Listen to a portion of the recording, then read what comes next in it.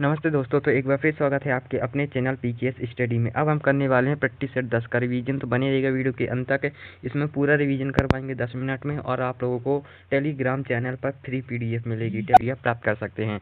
चलिए तो स्टार्ट करते हैं हम रिवीजन को। एसएससी जीडी 2025 के लिए स्पेशल है और प्रैक्टिस सेट 10 है और फ्री पीडीएफ टेलीग्राम में मिलेगी। रिवीजन के क्वेश्चन।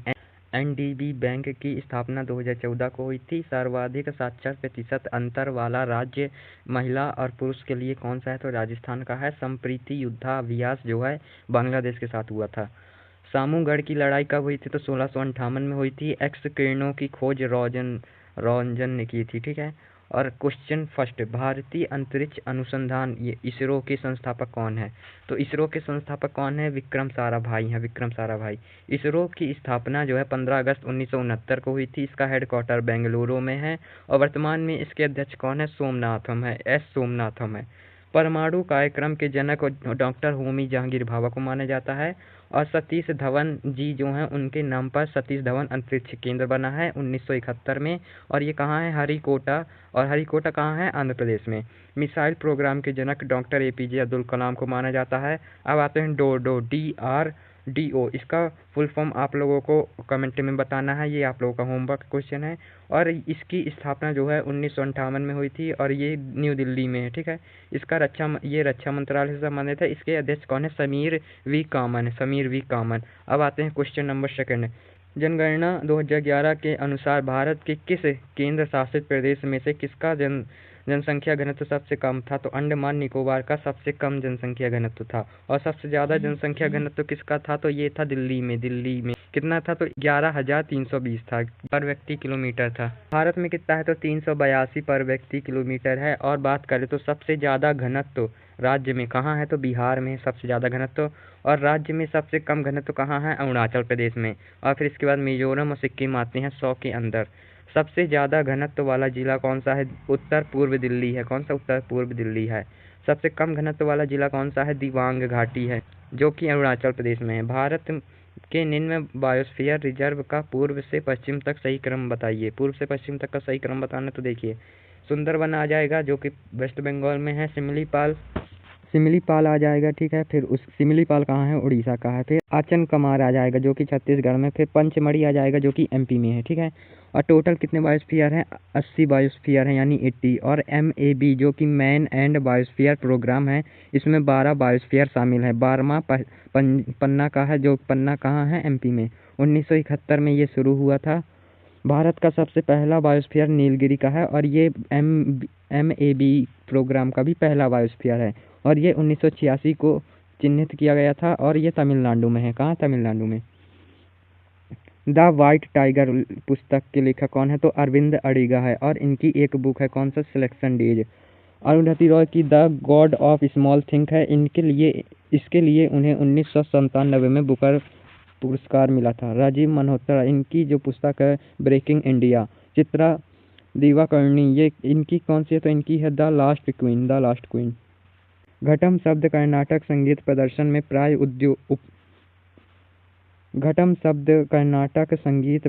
में प्राय उपयोग किए जाने वाले किस साल बाद से संबंधित है? तो किससे संबंधित है? मटका से संबंधित है।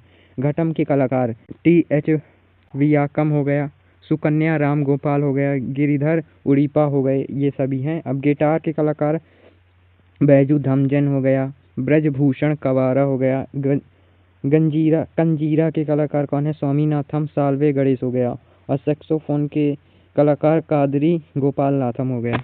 कथा सरित सागर में चित्र कहानियाँ का एक संग्रह है। इसके लेखक सोमदेव हैं और इसमें संस्कृत भाषा में लिखा गया है। गीता गोविंद के लेखक जयदेव हैं। देवी चंद्र गुप्तम के लेखक विशाख दत्त हैं। और बुद्ध चरितम के अश्वघोष हैं। और कुमार संभवम के कालिदास जी हैं। मृच्छ कटिकम के कौन है? तो सुडक हैं। और अष्टाध्यायी के लेखक पणजी हैं। राजतरंगिणी के लेखक कौन है? कल्हड़ हैं। और इसमें क्या बताया गया? इसमें क्या है? कश्मीर के बारे में बताया गया है। पृथ्वीराज रासो के लेखक चंद्रवरदाई हैं। कामसूत्र के लेखक वत्सयाना हैं। और पंच तत्व के लेखक कौन है? विष्णु शर्मा जी। मालती माधव के लेखक जो है भवभूति हैं। कौन सा अनुच्छेद संसद में प्रयोग किए जाने वाली भाषा से संबंधित है? तो 120 अनुच्छेद। विधान मंडल के लिए भाषा आर्टिकल 110 में बताई गई है। एक आर्टिकल 344 जो है राजभाषा पर संसद का आयोग बताता है, और राजभाषा जो है आर्टिकल 17 में वर्णित है, जो कि आर्टिकल 343 से 351 तक है। राजभाषा आयोग 1955 में बना था। इसके पहले अध्यक्ष B.G. खैर थे और इसके लिए एक्ट 1963 में आया था। संसदीय राजभाषा समिति 1976 की है। भारत के कार्यवाहक मुख्य न्यायाधीश की नियुक्ति कौन करता है? तो भारत के राष्ट्रपति करते हैं। कार्यवाहक मुख्य न्यायाधीश को आर्टिकल 126 में बताया गया है। आर्टिकल 124 में सर्वोच्च न्यायालय के बारे में बताया गया है, जिसमें 33 जज तथा एक मुख्य न्यायाधीश होगा। आर्टिकल 125 में न्यायाधीश का वेतन बताया गया है। आर्टिकल 127 में तदर्थ न्यायाधीश के बारे में बताया गया है। आर्टिकल 129 में सर्वोच्च न्यायालय को अभिलेख न्यायालय बताया गया है। क्वेश्चन 9 भारत के सर्वोच्च न्यायालय के मूल क्षेत्राधिकार को भारतीय संविधान के किस अनुच्छेद के तहत परिभाषित किया गया है? तो आर्टिकल 133 के तहत है। आर्टिकल 130 में सुप्रीम कोर्ट की पीठ को बताया गया है। 1719 से 1748 तक शासन करने वाले मुगल बादशाह मोहम्मद शाह रंगीला का वास्तविक नाम क्या था? तो ये इसका नाम था रोशन अख्तर, और इसने जजिया कर पूर्ण खत्म करवाया था। इसके समय 4 स्वतंत्र राज्य बने थे। कौन कौन से? हैदराबाद बना था, जिसके संस्थापक जो थे शिकलिया खां थे, और दूसरा था अवध, जो कि शहादत खां थे इसके संस्थापक। तीसरा बंगाल था, जिसके संस्थापक मुर्शिदा कुली थे, और चौथा था मथुरा, जिसके संस्थापक बदन सिंह थे। क्वेश्चन नंबर 11 पानीपत के तीसरे युद्ध के दौरान मुगल सम्राट कौन था? तो शाह आलम द्वितीय था। ये बक्सर के युद्ध के समय भी था। और पानीपत का तीसरा युद्ध 1761 में हुआ। किसके बीच हुआ? तो ये हुआ अहमद शाह अब्दाली वर्सेज सदाशिवराव और विश्वास राव के साथ हुआ। क्वेश्चन 12 अंतिम मुगल सम्राट बहादुर शाह जफर को वर्ष में अंग्रेजों ने रंगून जेल में कैद किया था। 1858 में कैद किया था। रंगून जेल कहाँ है? म्यांमार में है। बहादुर शाह जफर, इसका शासनकाल 1837 से 57 तक है। इसके शासनकाल में कवि कौन सा था? तो मिर्जा गालिब एक कवि था। इसका शासन क्षेत्र चांदनी चौक से पालम तक था, मतलब इसका शासन क्षेत्र जो है सिकुड़ चुका था। इसने 1857 की क्रांति में भाग लिया था।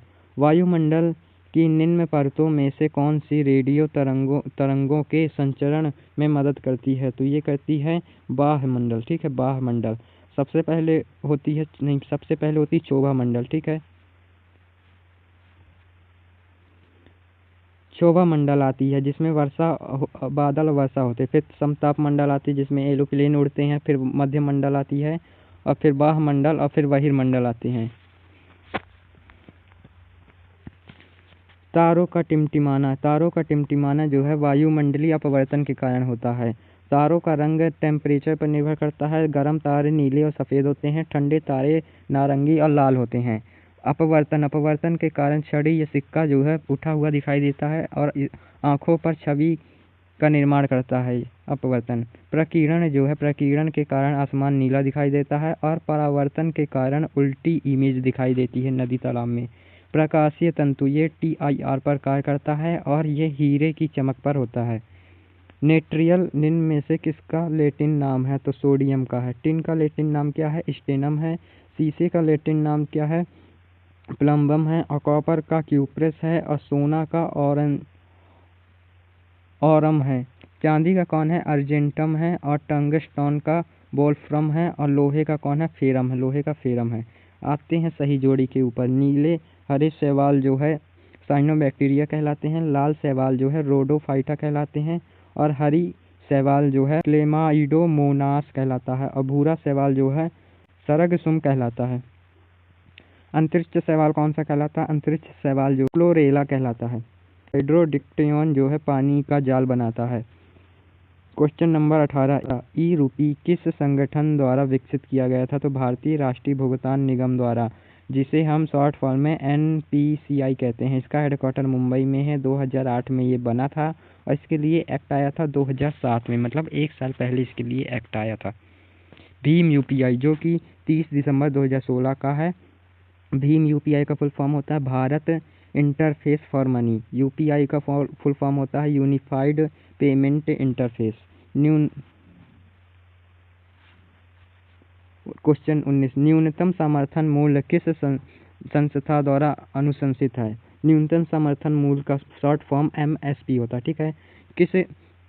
किस संस्था द्वारा अनुशंसित है? तो ये कृषि लागत और मूल्य आयोग द्वारा संशोधित है। इसका शॉर्ट फॉर्म क्या होता है? इसका शॉर्ट फॉर्म होता है CACP, मतलब commission for agriculture cost and prices. ये 1 जुलाई 1965 को बना था।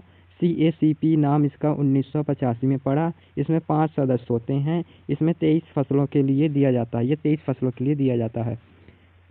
अनाज जो है इसमें 7 होते हैं, दाल 5 होती हैं, तिलहन 7 होती हैं और वाणिज्य फसलें होती हैं 6।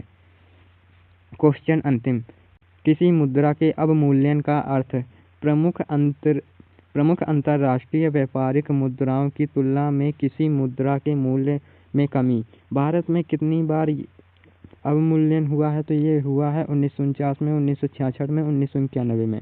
1991 में 2 बार हुआ है, 1 जुलाई को हुआ है, दूसरा हुआ 3 जुलाई को।